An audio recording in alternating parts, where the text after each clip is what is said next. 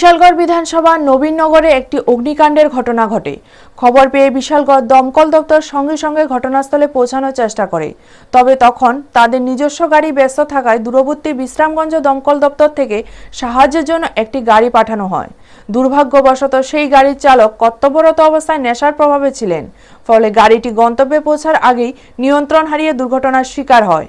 এই ঘটনায় স্থানীয় জনগণ বেশ ক্ষুব্ধ হন, কারণ জরুরি সময়ে দমকলের কাছে এই ধরনের ঘটনা বড় ধরনের ঝুঁকি তৈরি করে।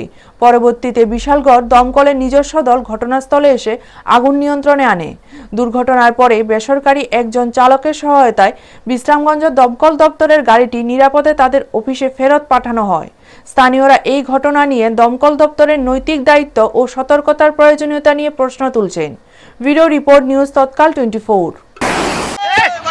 ড্রাইভার কোন গাড়িটা লিয়া হ্যাঁ কল হইছে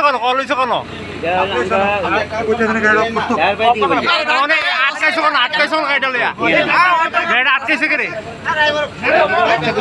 তুমি ডিং করছো নি আরে বাবা বাবা হেল্প করছ তুমি এমনি একটা ইমার্জেন্সি গাড়ি ঘুরাইতারো না, মানে ডিং করে দিছো পুরো লাগা ফুটো তো বড় গাড়ি না কোন গাড়ি বাবা বড় গাড়ি যা কোনের গাড়ি গাড়িটা কোন গাড়ি বিশামঞ্জ জানেন কোন হ্যাঁ কোন কল হইছে